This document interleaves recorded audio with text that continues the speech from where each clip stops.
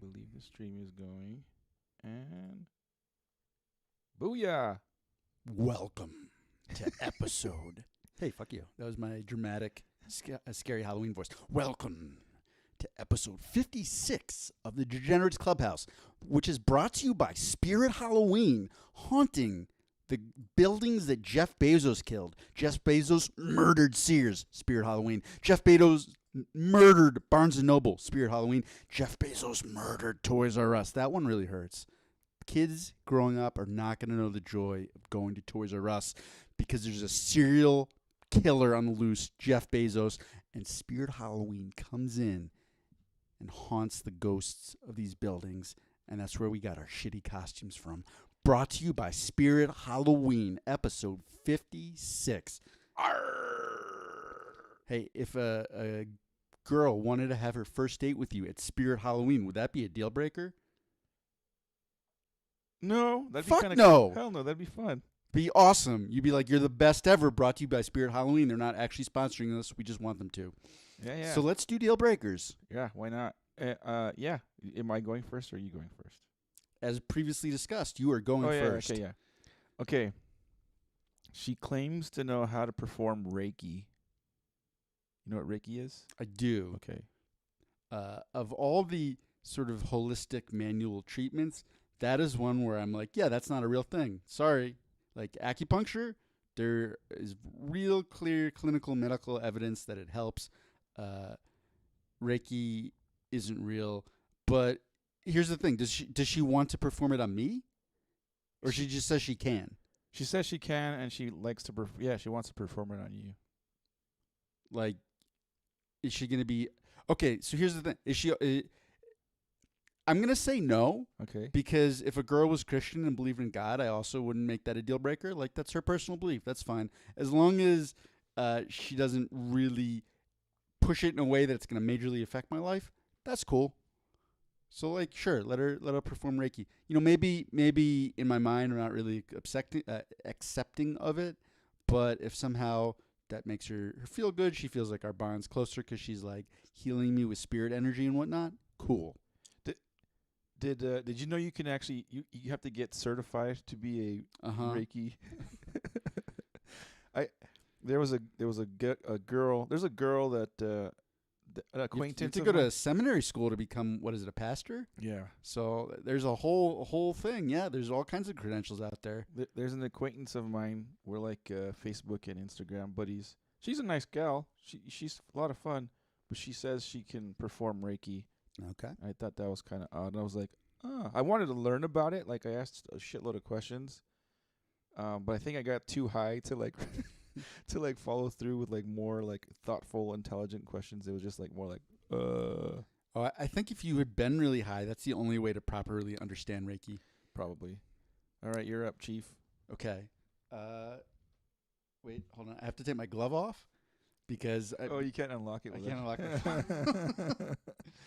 I went full committal. By the way, for audio listeners, Armando decided that this would be a good idea to wear costumes, which is perfect for an audio format. But we have the video now, so if you want to see our just top-notch, grade A Spirit Halloween costumes, you can check that out on YouTube.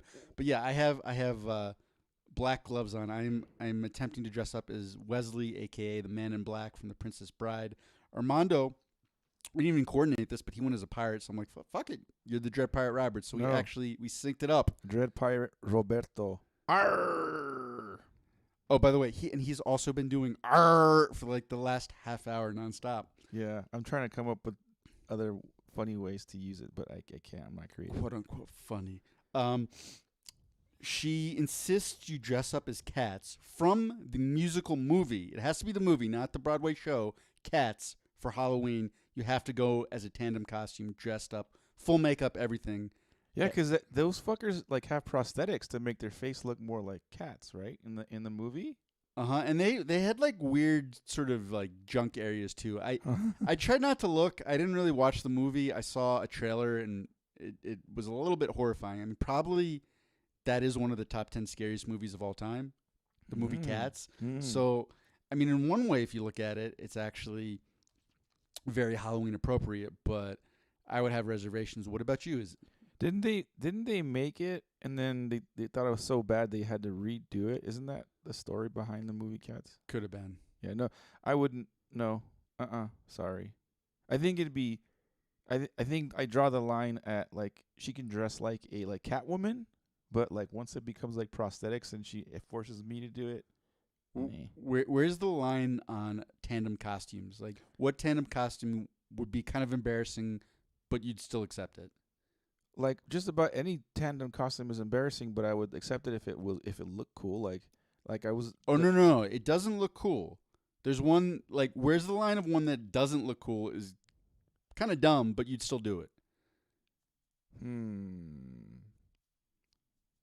I don't know. Throw some out there. I don't know. If I was like a hot dog. Oompa Loompas from Charlie and the Chocolate Factory. Nope. Won't do it. I'd do that if a girl's like really into it. I'd be like, fine. I will dress up as a giant Oompa Loompa. I'm down. You wouldn't do that one? No. How about Batman and Robin or Batman and like Catwoman or some shit? Okay, but Batman and Robin, but she's Batman and you're Robin. I'd do it. That'd be fucking cool. I would. That would be hilarious. But you know what? I don't know if I'd be okay with like the 1980s Robin where he has like the short shorts. I don't know. I don't know how I feel about that. He's wearing like a Speedo. Speedos. Yeah. Like that was just always a little bit uncomfortable. I don't really know what the creators of Batman were going for. I'd do it, but I have no ass, so sucks to be her date. Next question. She's got over 20 piercings in and around just her head. Deal breaker. Yeah. Like if she's got like multiple. Well, I mean the ear ones are fine. Like I've seen girls that have like 5 or 6 ones in their ear, and that's okay. But when they do like multiple eyebrows and tongue, like too many of them, it's kind of like, oh shit, sorry, you're not for me. I don't want to. What was that movie, Hellraiser? Yeah. I don't want to date the monster from Hellraiser. No, thank you. I mean, and that's when I'll be honest. I find excessive piercings and excessive tattoos just less attractive. And there's a point where it's like, okay, whatever. That's just how the person's expressing themselves. That's cool. You said over 20 just on the face. I'm like, no. Just in her head and her face. Yep. I mean, you know what? I guess some girls will have like 10 in each ear. That'd be a little crazy, but that'd be all right. But if it's like nose and lip and face, no, I'm sorry. That's cool that you want to express yourself like that. Kind of freaks me out. Deal breaker. Okay. She has a blood fetish and wants to make tiny cuts on you and lick it off. Just like really small. It gets her super turned on though. She has what kind of cuts though? Like just like a little like pinprick. And then she's into that and like licking. She's like, Mondo, it's just a little prick. You won't even feel it. Just let it happen. That'd be kind of cool to try a couple times. Like if she was hot, like for sure. I would. That's kind of like hot crazy spectrum. Like, she'd have to be equally as hot to match the crazy kind of. Okay. So maybe for a little bit, for a while. And then what happens if you find out you like it? You're like, well, if I fucking like it, then I stick around for it. I guess you're asking her to do it. You're like, come on, prick me. More pricks. Hey, prick me. Hell, like, there's some people that are into that shit, dude. It's pretty. I don't know. Sounds like you might be one of them. Okay, we're learning new things about Armando every day. Nope. Okay. She grew up in a cult. Like a legitimate cult, like where she. You mean like Catholicism? Well, okay, come on. Where she like where you're gonna eat the body and drink the blood of a dead person, and that's gonna somehow save you from hell? Is that kind of cult? Sure, I guess, but like a legitimate where like they worship goats or some shit like that. And you mean it's cult that doesn't have tax exempt status? Yes, sure. Like an under the radar cult. Okay. Is she still in the cult? No. She grew up out of it. Like she grew up in it. She didn't know any better. Right. She was raised in it, and then she was like, "Oh, this shit ain't for me." And she just left the cult. But like, what weird shit does she have left over? So she's got some weird quirks to her that you're like what? she still drinks, like she has to like milk, like all her milk that she drinks, she has to milk the animal herself, and she drinks it raw. Oh, Like got it. So this was like a very goat/dairy based cult. Yeah. Huh? That was their big thing. Yeah. So does she want to keep a goat? Yeah. So like we have to have a goat. So we have to have a property where we can keep a goat. And she loves goat milk, but it's got to be like the raw goat milk, like not the like the just straight from the tap. Straight from is the that tap. part of it? She doesn't. She's not even collecting it. She just has to. Yep. And that's it though. It's just purely dairy related things that are sort of the leftovers from the cult. The more extreme stuff she left behind. The more like where they have sex with goats. Dude, and that kind I've always, you know what? I even said at our house we should just get a goat and then we wouldn't have to pay someone to mow the lawn. Right? Yeah. And then I felt like our dog would have like a sort of a companion that he could herd. Perfect. I'm down. So let's do. You know what? I'm not drinking dairy right now, so I would have to pass. But I support her in her strange dairy habits. Let's go. All right, you're up. Okay. She believes her grandma's ghost is haunting her apartment and will only have sex inside a blanket fort. Holy shit. So she's like pretty normal besides that, but if you want to have sex, you have to build a blanket fort. But she also believes that she's haunted by her. Yeah. Do you remember The Sixth Sense? Where like when he was scared, he would go in his little blanket fort. It's like that. But it's not because she's scared of the ghost. She just doesn't want her grandma to see her doing the nasty. I don't know. I'd like to believe that ghosts and the supernatural shit it's like fun to think that that's real, but because I don't think it is. If she thinks ghosts are real, like I'd probably be like, okay, you're a little too nuts for me, like just a little bit. I'd pass. I wouldn't. Okay, if she didn't, she didn't think that her ghosts were haunting the mortal realm and any of that, but she just really liked having sex in blanket forts. Oh, I'm all for it. I like blanket forts. They're fun. Okay, so the deal breaker part of it for you was not the blanket fort aspect; it was the ghost aspect. Arr! Classic Armando Zinger right there. Amazing. All right. How about this one, fella? She claims to have been possessed by a demon. Okay. And then is she still possessed by it? She supposedly got it exorcised, but every now and again you catch her talking to herself.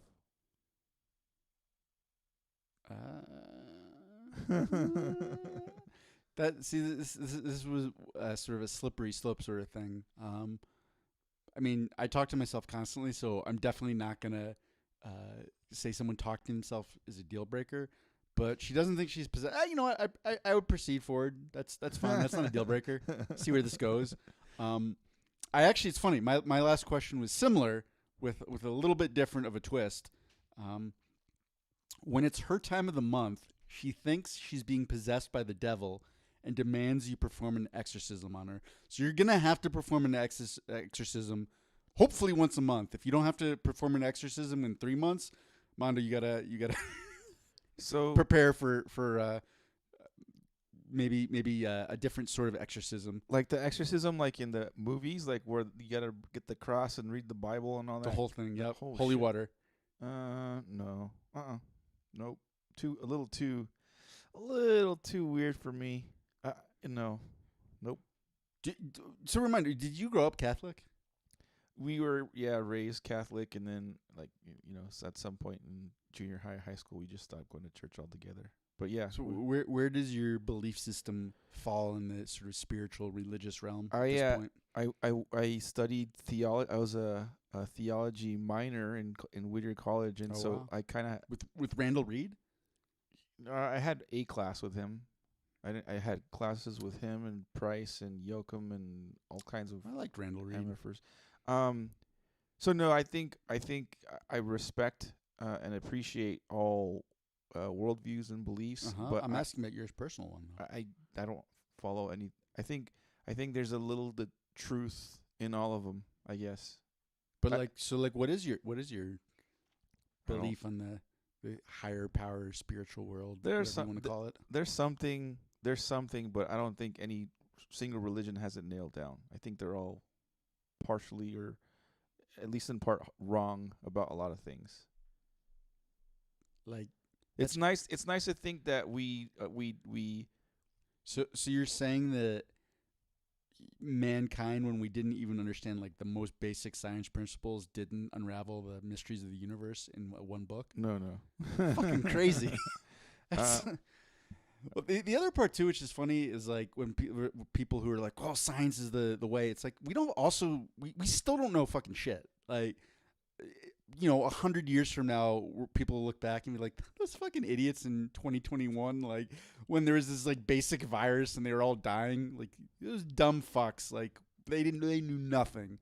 So that's kind of how science works. It's just a very slow sort of peeling of the onion. Like we're just scratching the surface. We don't know what's going on in any way, shape, or form. That's what I think too. I'm on board with you. That's what I'm trying to say, Armando. Arr! Okay, my turn. She has surgically enhanced teeth. Like she had her whatever. Oh, she's got fangs? She's got fangs, and she likes to bite and suck the blood. But it's just like she doesn't think she's a vampire, but she likes to do that shit. So she's got the blood fetish, but instead of like the little pinprick, she wants to actually. No, man, fangs are gonna leave. That's like more than just a mark. There's gonna be like scars and like big cuts constantly. Mm-hmm. No, fuck off. Like, see, mine was like just harmless enough where I think you could consider it. But if there's like 2 big puncture wounds in my body frequently because she wants to suck blood, like that, no, we're not playing that game. Yeah, there are people out there that do that shit. It's like, okay, good for you. You're up, I believe, unless that was it. As we previously agreed, I had 4, you had 5, and you were going to end. Yeah. You're right. You're right to me, matey. Next segment, we're going to go to the wonderful world of Reddit. Aaron, Reddit question number 1. I'm going to have to get really close to the screen because I'm not wearing my glasses. What movie would be a red flag if somebody said it was their favorite? Good question, Armando. And this was actually a real life scenario. This actually happened to me. I do not believe she said it was her favorite movie, but she said she really loved the animated Jack and the Beanstalk movie, and she'd seen it multiple times and wanted me to watch it with her. And I was like, okay, like cool. Like this is a movie you really like. Apparently, I will watch it. And it was a children's movie, and it also wasn't good. Like there's some of the Pixar movies are incredible. Like what was the one where it was sort of dealt with like mental health and it was like all this kid's emotions and it was really one of the best. Inside Out. Inside Out, exactly. Like that movie is incredible. If she said that was her favorite movie or Up or really in a lot of the Pixar movies, I'd be like, I'm on board. I get it. But Jack and the Beanstalk was just sort of a middling. I mean, the animation wasn't even that good. I'm like watching this like, oh no, what the fuck? Because I was aware that I was a little bit smarter than her. Ooh. And at that point I was like, she's enamored with a poorly made children's movie. Oh, this might be a problem. What if it had childhood, like there's a fondness from her childhood and that's why it's her favorite movie? So there's a couple things with that. One, if it had been from her childhood, I could see that. If it was like Disney's like Snow White and the Seven Dwarves, like the animated one where it's still a kids movie but like it's beautiful animation, whatever. But this Jack and the Beanstalk was CGI. It wasn't from when she was a kid. And the other part, this would be another red flag. She did tell me, I think like the second time we went out, she's like, just so you know, if you make any references about pop culture, anything kind of from before like the mid to late 90s, I won't get them. And I was like, oh, why is that? She's like, I was homeschooled and wasn't allowed to watch television or anything like that. That sucks. So I just don't know anything from really before like 1998. She's a little weird already. That's why she likes that movie. She was super weird, but she also wasn't like, for all I know, that was the first movie she got to watch. That would have made sense. But she was weird, but she also wasn't that smart. And I was like, oh, that's these two things in tandem. That's kind of a red flag. My answer for it is Requiem for a Dream. Have you ever seen that movie? I have. I can't remember if I saw the whole thing or not. It's an intense movie about like Drug use, addiction, and all kinds of psychiatric, and it's kind of a going down morally corrupt pathways that are going to lead you to it's all despair. It's all fucked and up. depression. It is very depressing and like it's like a roller coaster, but it's like 2 girls, 1 dildo. Yeah, I watched it and like afterwards I just felt gross. Like I felt like like I felt despair. It was weird. It was not a happy it was not a happy movie. I thought so I think if they're into that movie, it's although it's a great movie, it's just not. It says that it tells a story of how maybe fucked up they might be. I guess I don't know. I thought Train Spotting would be another one where I'd be like, ugh. I actually liked that one, but it's not my favorite. That's what I'm saying. Like, that's a movie where you watch it once and you're like, okay, that was a fucking experience. Like, I get it. Yeah. But if they're like, yeah, I watch Train Spotting once every month. It's my favorite movie. You're like, what? Yeah. I thought that Requiem for a Dream was it's unrated, but I thought it was rated R. You guys, so anyone listening, he's so proud of himself right now. Yep. Like this is the biggest smile I've ever seen Armando have. He's like, I did it. I got the pirate joke. All right, some of the answers on Reddit. By the way, Armando, your pirate jokes are like sort of like a pirate with a like what's the big steering wheel called on a pirate ship? I guess it's just the wheel, right? Yeah. It's kind of like that. Like if a pirate had his dick stuck to it. That's what your jokes are like. Because they're driving me nuts.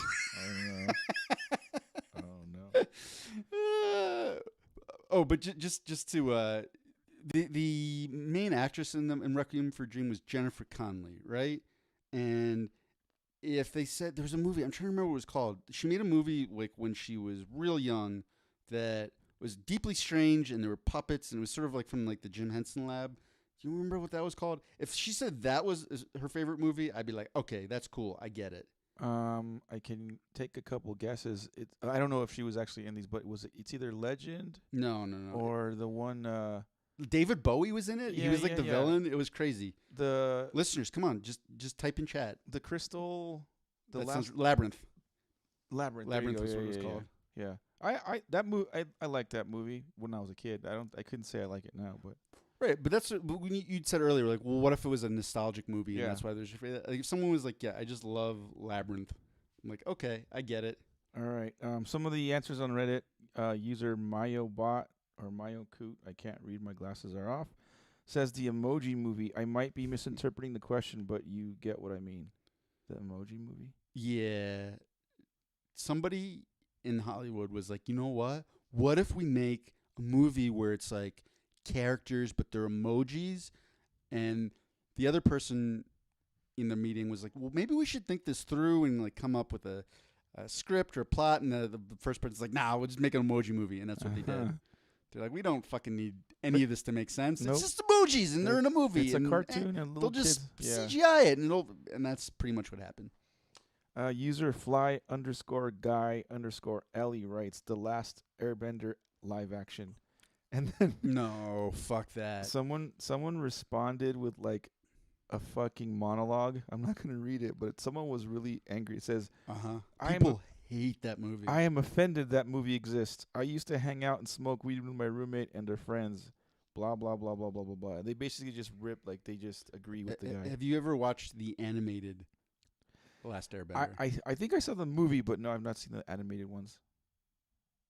So this is my understanding. I've seen parts of the animated show. It is definitely a kids show. The animated The Last Airbender, but people really love that show because it has apparently one of the greatest redemption arcs in like all of sort of literature and history. There's one of the principal villains comes on this great redemption arc, and then his uncle, which is instrumental in his redemption, is just one of like the most beloved characters for many people. He's just also initially an antagonist, but you kind of understand that he's just very kind and wise, and he likes tea a lot. and people loved that show, and apparently the movie just shit all over it and got none of the charm and whimsy. And there is a whole community of Avatar people out there who Avatar buys that movie to the core. All right. User Pango Rango 64 writes cats. Hey. As a cat person, it just makes me want to pull out the Clorox. Dude, a lot of Broadway musicals are just fucked up. Like, did you ever see Rent? No. I know people love Rent. I'm going to say Rent was probably a lot better than Cats, because from what I understand, there is no plot or really anything that makes sense in Cats, the movie or the musical. But Connor Nelson, remember him? Uh-huh. He came to visit, and we were in New York, and sort of similarly to your trip, my dad tried to hook us up with like theater tickets, just because we remember he was a huge theater guy, right? Yeah. Like he ran a local community playhouse in Garden Grove, like when he was like 17, and so my dad said, "Oh, Rent is playing," and we both disliked it so much that we walked out. We're Really? like, fuck this. Wow. It was the musical numbers were not the worst, but it was like, if I recall, it was sort of the story of this sort of spunky transvestite with AIDS who shows the world how to AIDS. Well, yeah, and that's what they were making fun of. And nothing against transvestites or AIDS, but it was sort of like it was sort of so heavy-handed in the message they were trying to deliver, where we were just like, all right, peace out. So we did walk out of Rent. The last answer that I'm going to read on Reddit, user JackBob99 writes, Human Centipede. Yeah, if Human Centipede was somebody's favorite movie, that tells you how fucking disturbed that person might be. I've never seen it. They're like, what do you mean, y'all? That was what me and my family watched on Christmas Day. That's our tradition. Have you seen it? No. Yeah, I haven't seen Why? it. I know there's like 3 or 4 of them, but it's like I've heard the premise, and I'm like, I don't want to see that. I don't want to. What do you mean, Armando? Like, you just get up on Christmas Day and you open presents and you eat the ginger snap cookies. Is ginger snap cookies a thing? I don't know. Apparently in this family it is. And then you watch Human Centipede. Your family doesn't do that. No. What the fuck? Gross. Reddit question number 2. Mm-hmm. What's a toxic behavior that considered socially acceptable? Yeah, the one that came to mind is like working ridiculous hours and sort of judging and making snide comments about people who don't. Because I think the way we approach work in our country is just kind of dumb to begin with. Like, people are like, I worked 80 hours this week. But it's like, did you actually have to? Were you productive for all 80 hours? I submit that you were not, because I don't think it's possible. I think there's diminishing returns after a certain point. But there is definitely a culture where like people are judged as like, well, I was in the office from 8 a.m. to 9 p.m. I'm like, that why? Like, go have a life. Yeah. Go be productive. Maybe if you're getting enough sleep and you have a fulfilling life outside of the workplace, then you're not going to be a complete cunt when you're in the office, and people can be more productive and actually get along and function better. I swear to God, I feel like so many of these sort of inter-office squabbles happen because people just don't have enough sleep and they've been there too much. Yeah. That's what I feel. I feel like that is toxic behavior. Get some sleep, go get a life. I think just in general, just trolling, like online trolling, like like I don't know that I do it. I'd be lying if I said I've never done it. But I mean, there's a lot of times where people just get online and they just feel like that it's necessary for them to give their every opinion on everything and talk shit and just be negative and then like it happens to like a lot of MMA fighters where people talk shit to them like online, and then like, yeah, if you meet them in person, you're not gonna say what you're saying to me. Like, you're not gonna run your mouth the way you are, and it also has bad consequences, especially like for kids, like for minors. I think we talked about this before, how like some kids get bullied online, and then you have had kids like commit suicide or like go into depression or just feel shitty about themselves because they're being harassed or bullied online. And I just think it's people can be very toxic and fake online, and it's not good. There was a monologue about that in Bo Burnham's special Inside, where it's funny. There's parts where inside there's like musical numbers. There's a section where he's pretending to be a Twitch streamer, playing himself as a video game. Anyhow, but when he cuts to monologues, it's usually shot like it's a stand-up special, and then he very intentionally isn't making jokes, which he's playing with form and function. But yeah, there's one part he's like, is it necessary? Is it necessary for everyone to give every opinion all the time, constantly? Can anyone shut the fuck up about anything for an hour? And it's like, he's asking them, like, yeah, I don't know if people can. I agree with you, Mondo. The only time I troll is I like to, and I'm very specific. I like to troll trolls, people who are trolling. I will troll them back only on MMA related posts on Instagram. That's sort of where I've confined myself to. I'm like the Dexter of trolls, is what I'm saying. He was a serial killer who only killed other serial killers. I will only counter troll. Counter troll. That's funny. User assignment open 6112 writes, trying to make people drink or smoke more when they have firmly declined the offer. Come on, pussy. Come on. You're going to quit now, you little bitch? That definitely happened to us. And I admittedly have probably done the bullying too, like in college, like especially with like the younger, like when as a junior, senior, you feel like you're the older one, that you have to set the example, but you're not really setting a good example. You're like, come on, pussy, chug beer with me. And I probably still do it to some of the Lancer friends, but yeah, that's, it's not cool. I think people should respect like somebody's like desire to not drink or smoke. If they want to be sober, cool, like no big deal. But just if I'm gonna drink, don't make me feel awkward for doing it. That did not happen in this society, because I was frequently the one who was not drinking. Yeah, and I got all kinds of shit and peer pressure. And fortunately, I think for the most part, I was just fuck you guys. I got stuff to do tomorrow. Yeah, you almost always had like some kind of athletic endeavor or something going on where you're just like, yeah, Jeff, you need to sleep, but leave him alone. So like, yeah, I think at first they're giving you shit, but eventually they kind of, certain people probably backed off of that. User, it sounds like a fart. User Limesmack91 writes, humiliating your kids by making videos of you pranking, fooling them, and then posting it online. Is that toxic? Is that bad? Yeah, it is. It is. That's fucked up. It's literally exploiting your kids for hopefully money, but I think in the most cases just clout. Like they just want attention. So I'm like, I'm gonna exploit my kids and make them feel kind of dumb, but I think it's funny. Ha! It's like fuck you. Fuck you. Fuck you, bad parents. Let me questions that following that that line of thought.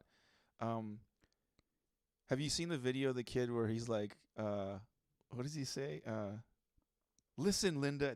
He's like a little Pacific Islander kid. He's like, listen, Linda, and like he's like a toddler. He's like 2, 3, 4 years old, barely able to speak English. And his like stepmom is like trying to like punish him and like, oh, you can't have cookies or you can't have some kind of dessert. And he's like, he definitely picked up the behavior from watching his dad or someone like, but he's like a little kid behaving like an adult. Like, listen, Linda. Like he's like putting his hands on his fucking side. You never seen that video? No. Oh, dude, it's kind of cute, but it's kind of like, damn, that little kid's a little fucker. Like, where do you learn that behavior from? So that's different. That's not pranking your kids. So I remember there was like a whole series of videos that went around where people, like, it was parents telling their, like, they would take all the presents out from under the tree and then telling the kids that like Santa died or something to that effect. And so like it's like a joke of like, like look, the kid is crying, and then they bring the presents out and they're like, wait, there's no, and it's getting the kids' reaction. I'm like, what are you doing? The you what's dickheads. Jimmy, he's a late night there's Fallon and Kimmel. Jimmy Kimmel does this annual thing. It's been going on for years with the Halloween thing, where like the kids go trick or treating, get a bunch of candies, and the next day the parents hide the candies. Oh, and they say they ate them all. Yeah. And like a lot of times, like sometimes it's kind of funny when the kids react kind of like, what the fuck? But sometimes you get kids crying, and then people laugh at it. It's like, oh, that's fucked up. Like guilty. Just bad prank. Don't prank your kid. Do not make internet content based on your kid's emotional turmoil. How about that? Okay. You dickhead parents. The other lead up or the other question I had about you talked about kids exploiting your kids, putting online, making a buck. I've got a former coworker of mine who's his kid's probably 6, 7 years old, maybe. He's got his own YouTube channel, and the kid's like amazing at one of the Call of Duty games, or I forget what. It's one of those first person shooter games, but the kid is like for his age, he's like pro level. Like he's like holy shit. Like he's trying to join the FaZe clan or something. Anyway, my ex coworker has this YouTube channel and for his kid, and obviously his kid's making probably some side bucks. But what do you think about that? Like using your kid, like is that okay? Like because the kid's not making the YouTube channel, he's not making the content. He's I understand. Yeah, man. Like we have children actors. I mean, Haley Joel Osment in The Sixth Sense was amazing. If that's okay, then I mean, when you were talking about that, there's another kid who came to mind. I forget the name of his channel, but it's a little kid who apparently was extremely engaging, and he would just do reviews on toys. And like that channel has like millions and millions of subscribers, and that kid's probably like set for life now. Yeah. And yeah, man, if we can have Haley Joel Osment in The Sixth Sense, I don't really see how that's too much different. It's not. You're not exploiting the kid's emotional turmoil. You're documenting something that he does well and sharing it with the world, and like that's cool. Whatever. Just I think in this age of fucked up, the fucked up internet world at large, like parents also have to be very protective if they're putting their kid out there in a sort of social setting. But just as long as you're sort of aware of that and you're looking out for your kid and you understand some of the pitfalls that could come with that, then like, okay, man, like let the kid do their thing out there in the social space. Yeah, parents, be careful, because there might be some other adults going after your kid's booty. Arr! That's a double joke, booty and R. That was it for Reddit. That was it for Reddit question number 2. We're going to go to Florida Man. Aaron, Florida man uses finger guns to steal Waffle House napkins, deputies say. I have to get close to this screen because I can't read. Madison County Waffle House employees called 911 Monday night to report an attempted robbery. The suspect was unarmed and simply left after grabbing some napkins, according to the Madison County Sheriff's Office. MCSO, Madison County Sheriff's Office, identified Edward William Rodriguez as the assailant based on video footage and witness descriptions. Rodriguez entered the Waffle House with the address here. Witnesses describe him as a white man wearing a gray hoodie, dark jeans, dark hat, dark hair. He was reportedly accompanied by a small dog. Rodriguez then began shouting, "Get on the ground." He had a small dog as his backup? Yeah. What sort of dog do you think it was? If you had a guess. A Yorkie. A Yorkie? So Yep. it's like he's coming in, finger guns in the air, saying like, "This is a stick up," and the Yorkie's just like, like that's kind of terrifying. I would be scared if I was a patron in the Waffle House. With I don't know. Dude, that Yorkie is aggressive. You don't know if the finger guns are loaded or not. Chihuahua would be more scary. Like Chihuahuas can be scary because they're like little crackheads. They're like, Rodriguez then began shouting, "Get on the ground, you're all getting robbed," according to MCSO report. Then he stated that he was high and drunk before grabbing some napkins and walking out. Okay, hold on. That's where the story gets really fucked up, okay? Because maybe, I'm assuming if you're in a Waffle House, you're probably drunk. So you may or may not know that they're... I've never been to one. Oh, good Lord. I'm trying to think how to describe it. So, like... It's like the Walmart of fast food. No. It's not. Walmart is upscale compared to Waffle House. Really? Like Denny's, like there's sort of levels of restaurants. There's like IHOP and then there's Denny's. Okay. Go like several levels below Denny's. Oh. Like Waffle House it's a mostly sort of southern chain. Is the food good? I'm trying to think how to qualify that. is it like good food in the sense of like it's well prepared and it's like gonna actually be healthy for you? No, you're gonna die. Oh, okay. Probably if you ate Waffle House for like 2 weeks straight, you're gonna develop a heart condition. You probably have diabetes. But if you're drunk late at night, it's gonna be tasting your belly. You're gonna be like, this is good. I'm slowly poisoning myself. But who am I to talk? I remember I was running a tournament in Peachtree City, Georgia, and like after the tournament, I had to wait for 2 hours for my ride to come, so I just hung out in a Waffle House. Ooh. But that was what I was getting at. I'm assuming like a lot of the patrons are either drunk, they're high, like whatever. So they might not know that they're just actual finger guns instead of real guns. That might be confusing for them. The most fucked up part though is that he's forcing them to get on the floor of a Waffle House. Like, who knows what sort of long-term damage or diseases they're going to pick up. Because chances are that floor has not been cleaned since probably like 1994.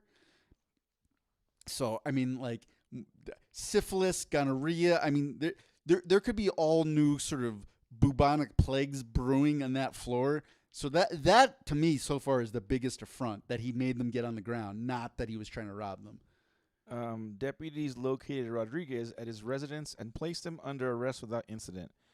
After he admitted to the crime, he was then taken to Madison County Jail on charges of unarmed robbery and assault. Deputy said no one was hurt in the incident. That was it for the story. Jesus, that is Florida man, going in and stick. This is a stick up. Pew, pew. But the funniest part is all he wanted was napkins. Yeah, he got away with napkins. But like, he could have just walked in and be like, "Hey, can I have some napkins?" And then just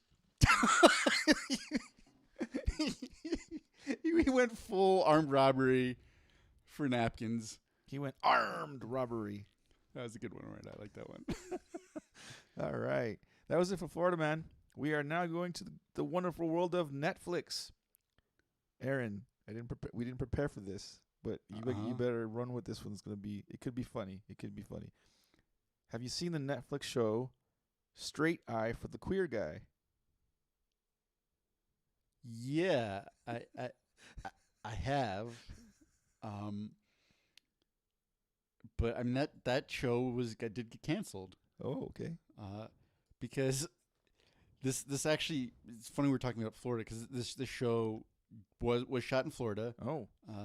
Miami Beach. And it's basically just a bunch of bros. Who they saw Queer Eye for the Straight Guy, and they're like, dude, we need that for like the really like flaming gay guys. Like, we just gotta teach them how to be a little bit more butch. Like, we're gonna teach them how to use power tools. We're gonna and this is the funny part, is that what they don't understand is like these flaming queer guys have lesbian friends that can show them all this stuff anyway. But it's like, yeah, bro, like, come on, like, we're gonna teach you how to bench, man. Like, you got a bench, you get those little scrawny chicken arms. And they're like, what do you mean, bench? Like, I like a bench in the park? Like, what are you talking about? It's like, no, like bench, like pumping iron. And so like, they're trying to teach them how to bench. They're trying to teach them how to like build a workbench. They think that's important. They want to teach them how to drill. And they're like, oh, drill, I like that. That sounds good. Oh no. Yeah, are you gonna drill me, or am I gonna drill you? And they're like, no, man, like a power drill. Like, yeah, that's what I'm talking about. Power top or power bottom. Let's go. Oh shit. So there's a lot of that. And I'm going to, you know what, because I don't think you can find this show anymore, because it was extremely offensive to the, I'm forgetting all the letters, LGBTQA. You got to know what I mean. I'm not trying to be disrespectful, because that's what got the show canceled. But what happens is these like bros who, and they're like, it's like, yeah, like, I really like going to the gym and like working with my friends and sweat, we're going to get sweaty, and we're going to like put a little oil so we look like extra buff. And like, and the gay guys are like, oh, this is really great. I like this. I like this is going. And basically what happens is two of the four bros do eventually discover that they're just gay. They're like, oh my God, this all makes sense. I understand why I like all this stuff. Bro, like, I love you, bro. It actually was really emotional, but it was highly offensive, because it was basically, you've heard of conversion therapy, right? Yeah. This was basically a show where four bros were trying to run their own bro version of a conversion therapy camp for these gay guys. But the nice twist at the end was two of them realized that they did. They're like, bro, you're my soulmate. It's like, bro, I fucking love you, bro. And you know what, that part really kind of did touch my heart a little bit. So you guys are gonna have to dig deep on the interwebs to find it. Like maybe Pirate Bay that shit. You know, I don't. Pirate Bay. Arr! I set you up for that one. Were you proud of me? I was looking out for you. Thanks. But yeah, so straight eye for the queer guy. Maybe not the height of reality television, but perhaps the love story that we all needed in these dark and troubled times. I support it. Arr! But the real show we both saw, and we talked about this several weeks ago. We're like, we're gonna watch it, and then for the Halloween episode, we're gonna talk about it because it's a Halloweeny of a show. Midnight Mass. It's on Netflix, yeah? I don't remember. Okay. Midnight Mass. What'd you think of it? Could you be more specific? Did you enjoy it? Did you? Yes. Yeah, okay. Yeah, I watched I think the entire, it's only like 8 or 9 episodes. I watched them in 2 or 3 days. I like binged the shit out of this show. Well, you know what? The first thing I will say, just to lead off, because I did have some reservations about watching it, even though it got good reviews, because it was from the same like writer, producer, creator guy who did The Haunting of Hill House. Mm-hmm. And Haunting of Hill House was incredible up until the last episode, which was absolute dog shit. Like out of nowhere. Yeah. Like great written show, you know, character development, the whole thing, all these wonderful setups. And the last episode, they're just like, we completely fucking lose our minds. We can't write anymore. What's going on? And it came out of nowhere, right? So I was like, oh no, am I going to go through, you know, all these episodes and then get to a complete dog shit ending? And I don't think that happened in this one. Yeah. This one had a much more, it had a kind of a conclusion, but you're not sure. Like, could there be a season 2, or you don't? Really not unlike that girl who had the blood fetish. Mm-hmm. This show had a satisfying climax. I get it. That's a good joke. But there were no blanket forts. That's the only way it could have been better. Rough, without giving out too many details of the premise or the plot. Synopsis, you want? Sure, without going too far into, like, because you want people to watch it for themselves. And No, 100%. So, the basic premise is this movie takes place on a small island. I think it's actually like in British Columbia somewhere. It really reminded me of an island I stayed on as a kid when I was in Maine. Yeah. So this is a small island with, you know, maybe I think there was supposed to be like 100-something residents in this island, and the island had been kind of dying off. You know, people are moving away. They're going to the mainland. They're getting jobs. There's just it's primarily a fishing island. You have to take a ferry that only comes once a day if you want to get off the island. And you know, it takes place when some characters who had left and now have to return to the island because things in their lives had not worked out quite the way they would want, and that's putting it very mildly, are now coming back. And this coincides with a priest coming to the island because the priest who had been there for years and years had gone on like a mission. No, what not a mission? A pilgrimage. Yeah, pilgrimage. A pilgrimage. Yeah. And he's sick, and now this new priest is coming to replace him, and some fucked up shit starts happening. That's basically the synopsis in a nutshell, with giving nothing away. And the nice thing about it, it's so there's again, not giving out too many details. It's a supernatural orientation around the what's going, like these weird things are happening and they don't know how to describe them. And as with I might even call them miracles. Sure, yeah. You know why I would call them that? Because there was like cool, because that's what they called them. Yeah. This show is also very, very religious heavy. Yes. Right? He's a Catholic priest. I was poking fun at the Catholic Church, which is very easy to do because they make it easy. But there are a lot of themes of Catholicism, and you know, obviously the show's called Midnight Mass. There are literal midnight masses in the show, so that is a heavy religious bent in the Right. show. Can I just say that right from a couple things. The guy that plays the newcomer priest guy, Mm-hmm. fantastic actor. Like his acting style wasn't like he did a really good job of playing like this priest that was really trying to, like, for the lack of a better term, bro down with his with his following, and like get his congregation and get on the level with them, and really try to understand how they work. Like he starts a little AA chapter on the island. Like but the actor like does a really good job of playing that kind of. I agree. So one of the things I was impressed with was he does have a very sort of mild-mannered and almost like soft-spoken delivery. Yeah. But when he has to get more intense, whether he's giving a sermon or, there's parts where he's trying to actually initiate some conflict with the character to help them change for the better. Because I think you can agree he is, for the most part, very well-intentioned. He really is able to like flip that switch very well from this sort of like, oh, well, I'm just a priest, and I'm here to help you. And then he gets, like, super intense. You're like, whoa. Like, I didn't see that coming. Because, like, one of the first sort of fire and brimstone-esque sermons he delivered, I was caught up in the moment, too. Because I didn't think that guy could pull that off. Yeah. Because, when I think of intense sermons, I think of a lot of the sort of, like, black evangelical priests. Uh-huh. And, like, fuck, even if I'm not religious, I would go to one of those sermons, because those guys are they get into stars, it. Yeah, they right? get into it. They get you into it. It is a performance. And Yeah. I was like, there's no way fucking White Bread over here is going to be able to pull that off. White Bread. I mean, that actor, both in the way he looks and the way he sounds, is super, super white. But, like, he fucking pulled it off. So if you guys are wanting some just... It's perfect for Halloween too. It's like it's spooky. It's kind of scary. Kind of watch it. I don't know what else to say about it. So I have a question. How did you feel about the supernatural element of the show? Like, did it work? Do you think it could have been done better? Like, what was your take on it? It was very subtle at first, and then it becomes more like, oh shit! Like it was very hidden until like it.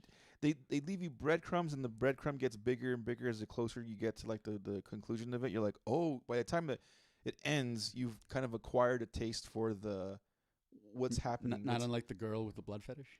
You acquired a taste for it. So there's a couple things though. Did you feel like the reveal of what was going on was a little bit too sudden? You know what I mean? Because, like, you're right. It was kind of subtle. There were some pretty fucking big clues as to what was happening early on. But then you just sort of get the full thing in just one monologue at the beginning of an episode. You're like, what?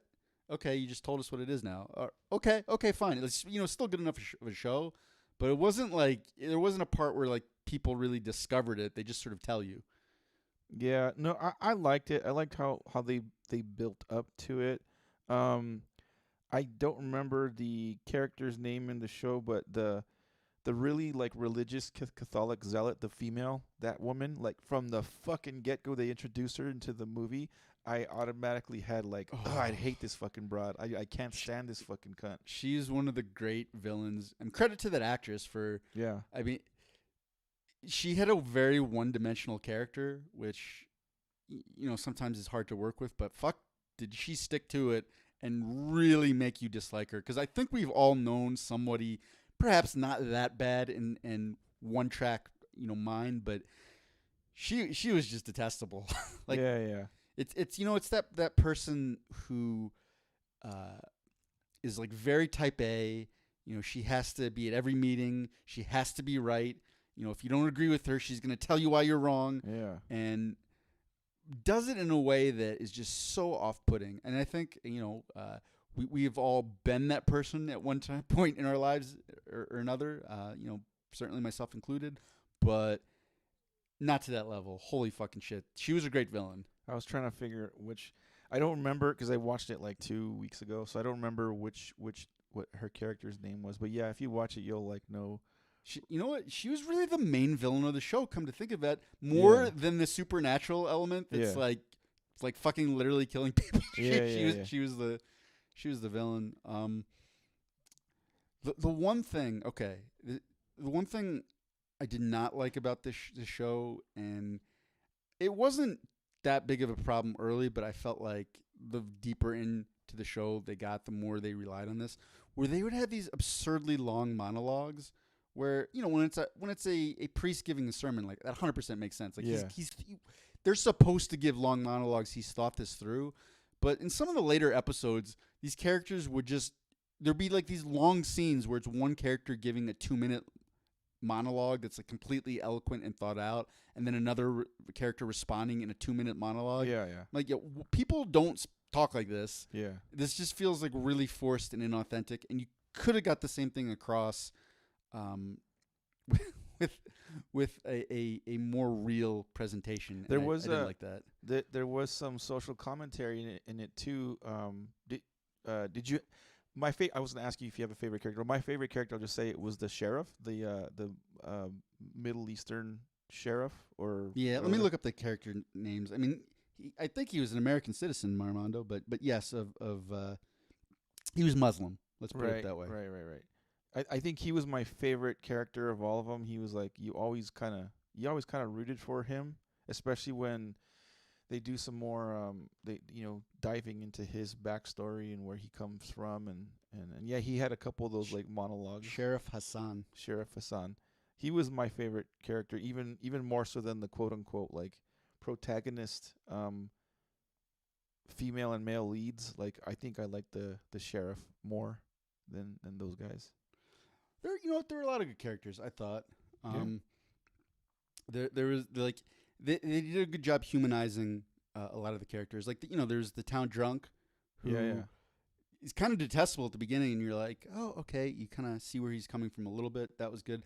I don't know why. I don't know if this is a good thing, but I felt like I really related to Riley, who was also had some alcohol problems. Oh, he's the guy that comes back into the town. And the weird thing is, like I said, I don't know why a lot of that show felt kind of relatable to me. One, because I spent time, I think on a couple summers on an island very much like that one, where you have to take a ferry to get to it, and you feel very isolated and kind of trapped. And even the storm, I think, was that the second episode where there's the big storm, or is that the first one? It might have been the first episode. I don't remember. There's this huge storm coming in, and they're boarding up their windows and everything like that. When I was 11, 12 maybe, we were in Maine on an island like that when a hurricane was coming through, Hurricane Bob, which is the most underwhelming name for a hurricane. But fucking Hurricane Bob's coming through, and it was kind of exciting. Like I remember being fun as a little kid, because it's like, oh my god, this thing's coming. Where you could see just this sky darkening in the horizon. You're like, oh fuck, this thing's coming. Like there's this sort of anticipation, this excitement, a little bit scared. We're putting storm doors on. We're covering up the windows, and I remember like full hurricane mode. Like we are in the midst of the hurricane. You can hear the whole house sort of like shifting, and my dad and I decide we want to go outside to see how far the tide has come up. And my mom's like, "What are you idiots doing? Like, get back in here!" And like we go up, and there was probably like normally like 100 to 150 yards from the house to the beach, because it was almost the house even looked like the one in their show where it's sort of set up a little bit higher, and then there's a drop off, and you get to the beach. It's kind of sand, a lot of rocks, and the ocean had instead of the shoreline being 100 plus yards away, it was like right at the house. And me and my dad are just like out there looking at it. My mom's like, "Get inside." I don't think she was cursing, but she probably should have been. "You fucking idiots, get in the house." It's like that whole thing like kind of was nostalgic for me. And then for some reason, that coupled with Riley feeling like he had to sort of restart and rebuild his life. I'm like, dude, Riley, I get you. Maybe I didn't fuck up as bad as you did, but I can relate. So I don't know why this show was relatable for me. I don't think that's a good thing. So you know what? Like when I was saying like those long monologues are not good. It's better when you have a give and take. Point proved, motherfuckers. Yeah. No, the show was great. Watch it if you. I don't know either. Reconnection successful. Yes. Anyways, OBS decided to disconnect and reconnect, so we might have lost a couple seconds of video, but oh well. We're back. Oh no, our one South Korean fan that watches us on YouTube is going to be. We're still here. We'll get the subtitles up for you soon. Don't worry. They're just assuming, like, guessing what we're talking about right now. Well, you never know. They might have like Google Translate or something. I don't know. I have nothing else to add. The Dodgers got eliminated yesterday. Boo! Dodgers got eliminated. So they're no longer going to be contenders for the world back-to-back world champions. Blah blah blah blah. They lost. Chargers lost last week to a close loss to the Ravens, but they're on a bye this week or today. I don't know. I don't have anything else to add. Do you have anything else to add to this episode? No. All right. I thought about it. Okay. Have a safe Halloween. If you're gonna go drink, don't drive. Yeah, we'll talk to you guys in the week. Hope you guys enjoyed the episode. Hey, and if if you do get drink, make sure you get a designated driver. That one wasn't very good. I wanted to get one in, and I wasn't really paying attention. I'm like, oh no, the episode's over. My chance to get an R joke. It's and then it was gone. Arr! We'll see you guys next week. Bye.